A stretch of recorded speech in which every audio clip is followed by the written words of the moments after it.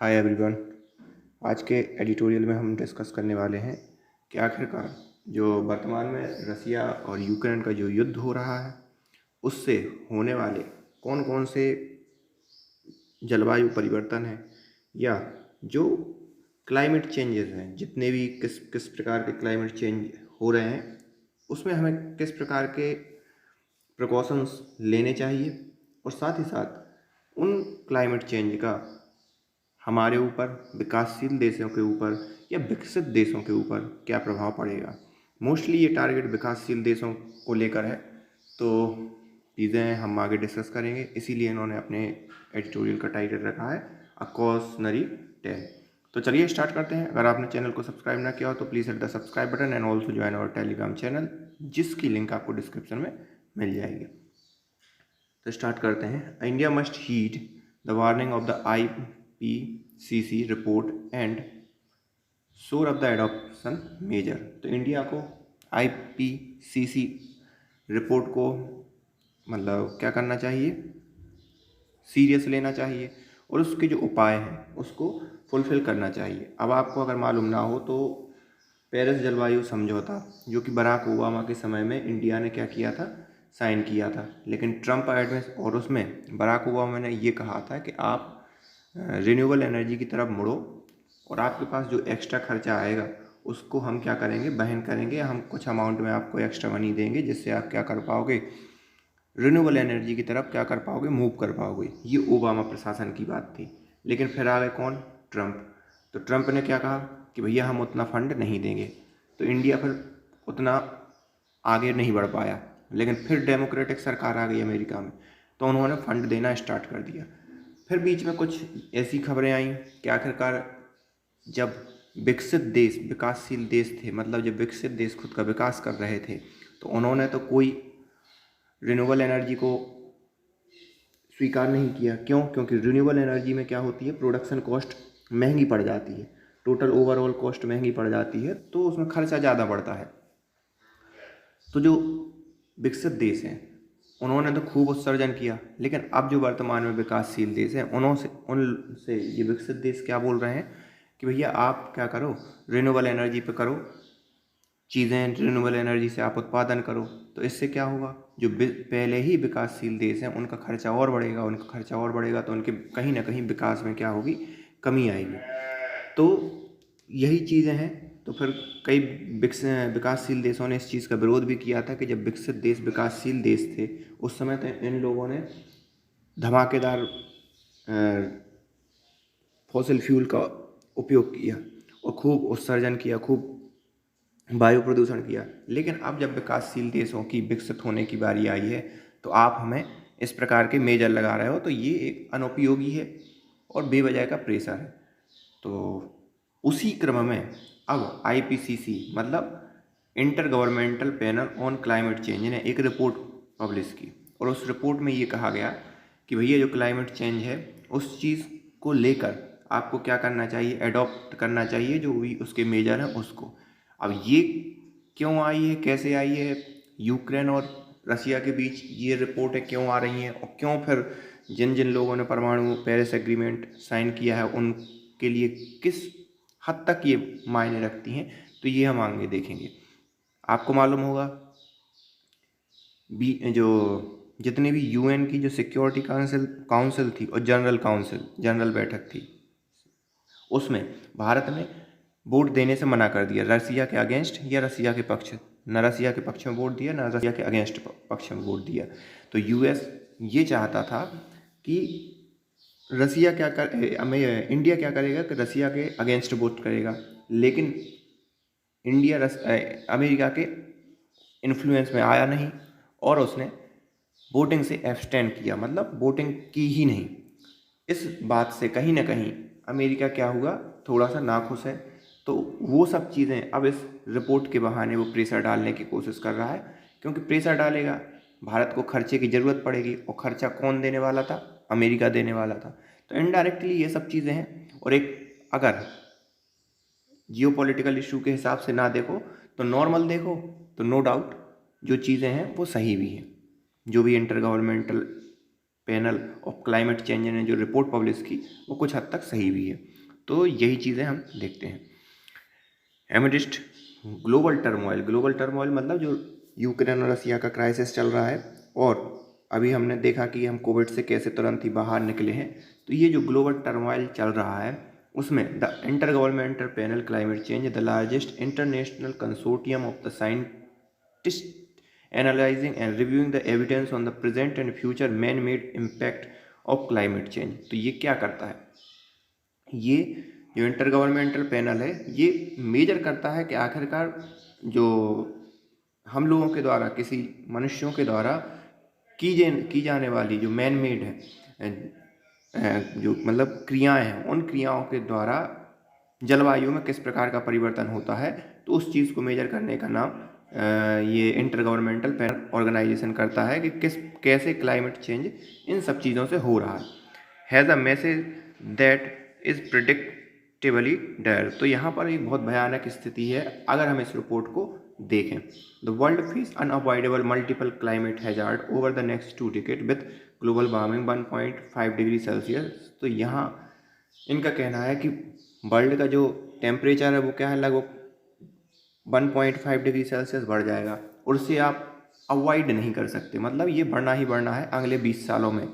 Even temporary exceeding this warming level would mean additional severe impact some of which will be irreversible. तो यहाँ पर इस effect से 1.5 degree Celsius का temperature बढ़ने से अंतोगत्वा होगा क्या कि कुछ ऐसे चेंजेस सामने आ जाएंगे, कुछ ऐसे इम्पैक्ट सामने आ जाएंगे, प्रतिकूल प्रभाव सामने आ जाएंगे जिन्हें हम बदल भी नहीं सकते, मतलब हमें उन्हें स्वीकार करना ही पड़ेगा।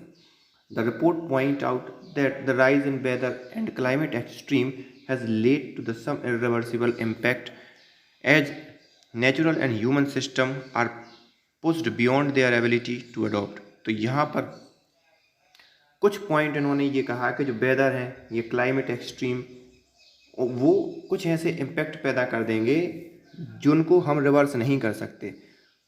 As a natural and human system are pushed beyond their ability. तो जो भी नेचुरल सिस्टम है, और सीधी सी बात, जब नेचुरल सिस्टम अफेक्ट होगा तो ह्यूमन सिस्टम भी अफेक्ट होगा, तो उसकी जो एबिलिटी से भी ज़्यादा हमें अडॉप्ट करना पड़ेगा। मतलब एक कहते हैं ना कि एक खाई से जंप लगा लेना, ठीक है, तो वहाँ पर आपको जो जो चीज़ें एक्सेप्ट होंगी उस टाइप की चीज़ें होंगी कि आप सोच भी नहीं सकते, उन सब चीज़ों को हमें फेस करना पड़ेगा।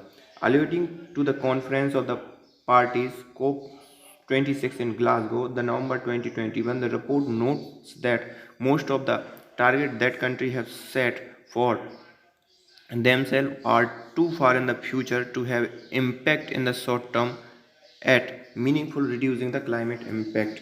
तो यहाँ पर इनका कहना है कि COP26 उन्होंने मतलब बड़ा नो डाउट COP26 की तारीफ ही की। तो उन्होंने ये कहा कि इस रिपोर्ट में इन सब चीज़ों के कि most of the target country have set for themselves are too for. तो जिन कंट्रियों ने अपना टारगेट सेट किया है कि हम कार्बन न्यूट्रल हो जाएंगे, अपना कार्बन एमिशन इतने % तक कम कर देंगे, वो बहुत लंबा है, वो फ्यूचर की बात है। लेकिन हम शॉर्ट टर्म इफेक्ट की बात करें तो वो उतना मीनिंगफुल दिखाई नहीं देता। अगर मीनिंगफुल टर्म में देखें तो शॉर्ट टर्म में कोई ऐसा ज़्यादा होगा नहीं कुछ। India will achieve net zero emission latest by 2017। जैसे कि इंडिया ने बोला था कि हम 2070 तक जितने भी अपने प्रोडक्शन है वो पूरे रिन्यूएबल एनर्जी पर शिफ्ट कर देंगे और हमें कार्बन न्यूट्रल बन जाएंगे।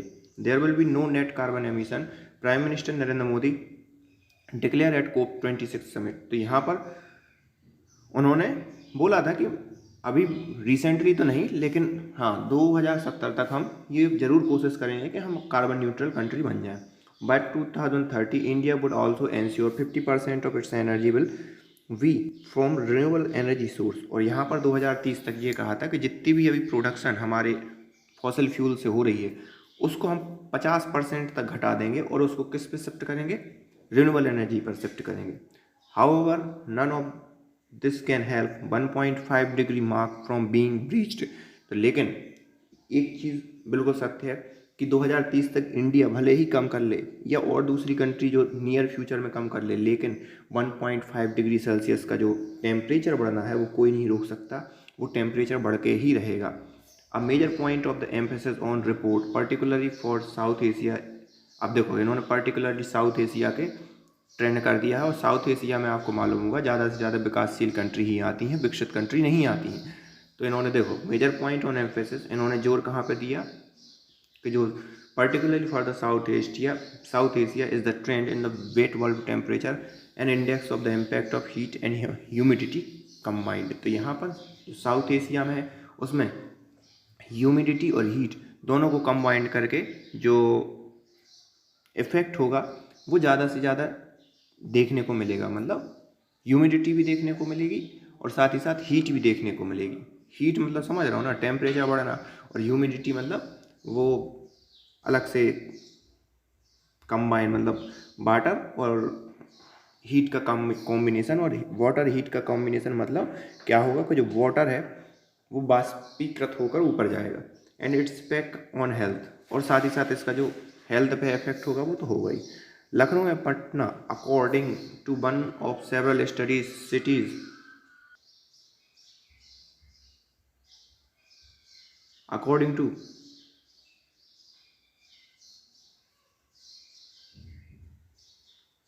cities predicted to reach bat bulb temperature 35 degrees Celsius if emission continue to rise, while the Bhubaneswar, Chennai, Mumbai, Indore and Ahmedabad bed are at risk of reaching the bat bulb temperature of 32 degree to 34 degrees Celsius with continued emission। तो यहाँ पर जो पटना है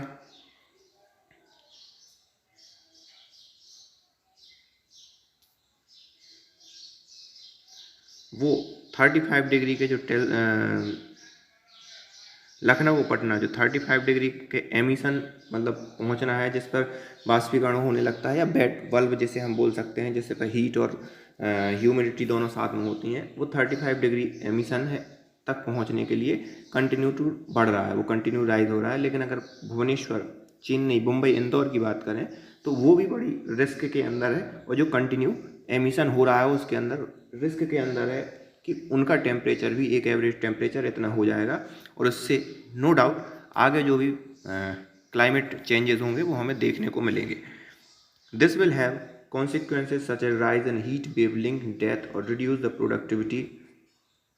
तो सीधी सी बात है कि इसके कॉन्सिक्वेंस के रूप में क्या आएगा कि आपकी प्रोडक्टिविटी घटेगी, प्रोडक्टिविटी की घटने के साथ साथ डेथ भी होगी। क्यों? क्योंकि आप वर्तमान में जिस टेम्परेचर के हिसाब से बने हो वो टेम्परेचर जब बढ़ेगा तो दिक्कतें आएंगी। Global sea level will likely rise 44 centimeter to 76 centimeter this century if government meet their current emission cutting pledged। तो यहाँ पर इनका ये भी कहना है कि अभी जो गवर्नमेंट्स ने जितनी जितनी अपने प्रोमिस किए हैं, अगर वो मीट भी कर लेती हैं, मतलब उन प्रोमिस को फुलफिल भी कर लेती हैं कि हम जीरो कार्बन इस सन में कर देंगे, कोई गवर्नमेंट कहती है हम 2040 में कर देंगे, कोई कहती है 2050 में, तो उनको मीट करने के बाद भी जो ग्लोबल सी लेवल होगा इस सेंचुरी का, मतलब इस शताब्दी का, वो लगभग 44 सेंटीमीटर से 76 सेंटीमीटर तक बढ़ जाएगा।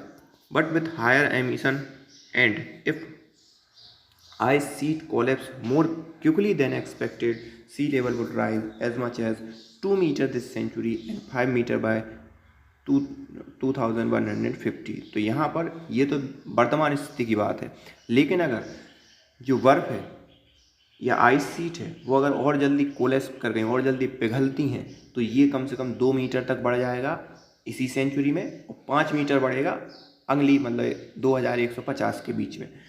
India is one of the most vulnerable country in term of the population that will be affected by the sea level rise। तो यहाँ पर इंडिया में आपको मालूम होगा सबसे ज़्यादा पॉपुलेशन रहती है, कभी फर्स्ट या सेकंड, अभी वर्तमान में सेकंड है, तो नो डाउट यहाँ पर ज़्यादा अफेक्ट पड़ेगा ही। जहाँ पर ज़्यादा लोग रहेंगे तो क्लाइमेट चेंज का ज़्यादा अफेक्ट यहाँ पड़ेगा ही, उसमें कोई मतलब दो राय है नहीं। By the middle of the century, around 35 million of its people could face annual coastal flooding, with 45 million and 50 million at risk by the end of the century if emissions are high। तो यहाँ पर अगर हम middle century की बात करें इसी century में, तो लगभग 35 मिलियन लोग क्या करेंगे, जो कोस्टल एरिया में रहेंगे वो बाढ़ का सामना करेंगे। ये एक्सपेक्टेड है, अनुमान है। और लगभग 45 से 50 मिलियन लोग अभी भी रिस्क के अंदर हैं अगर एमिशन इसी प्रकार से हाई रहा जो वर्तमान में चल रहा है। तो ये इनका प्रिडिक्शन है। Experience has shown that partitions, economic calculation, Trump climate consideration, but India must shore up its adoption measure and urgently move to secure the future of its many vulnerable who have the most to lose। तो यहाँ पर पिछली चीज़ों में हमने देखा गया है, पहले भी ये सब समिट हुई क्लाइमेट को लेकर, लेकिन लोग क्या करते हैं, जो आर्थिक गतिविधियों हैं उनको तवज्जो देते हैं बजाय इसके कि वो जलवायु को तवज्जो दें या क्लाइमेट चेंज को तवज्जो दें। तो इस केस में क्या होगा कि आर्थिक रूप से अगर रिन्यूएबल एनर्जी वायबल या व्यावहारिक नहीं होगी किसी भी कंट्रीज़ के लिए, मतलब कॉस्टली होगी, तो फिर वो क्या करेंगे, फॉसिल फ्यूल पर ही स्थिर रहेंगे, क्योंकि फॉसिल फ्यूल में क्या होता है, प्रोडक्शन कॉस्ट कम होता है, तो आर्थिक रूप से वो ज़्यादा वायबल होता है या व्यावहारिक होता है। तो पास्ट एक्सपीरियंस में ये देखा गया है कि लोगों ने आर्थिक गतिविधियों को ज़्यादा चुना है बजाय क्लाइमेट चेंज के। तो इसमें भी हो सकता है ऐसा ही हो, लेकिन इंडिया के लिए क्या करना है कि इन मेजर्स को अडॉप्ट करना है। उससे क्या होगा कि जो लोगों के ऊपर खतरा मंडरा रहा है, जो लोग इस मुहाने पर खड़े हैं कि अपना सब कुछ खो देंगे, उन लोगों की चिंता करते हुए इंडिया को क्या करना चाहिए, क्लाइमेट चेंज के जो भी मतलब टारगेट हैं उन चीज़ को फुलफिल करना चाहिए। So this is all about today's editorial. तो thank you for today. I hope आपको समझ में आया होगा। इतने दिन से हम रसिया और यूक्रेन का डिस्कशन कर रहे थे, लेकिन हाँ, अब थोड़ा सा उसके जो कॉन्सिक्वेंस हैं आज हमने उस पर बात की। So thank you for today.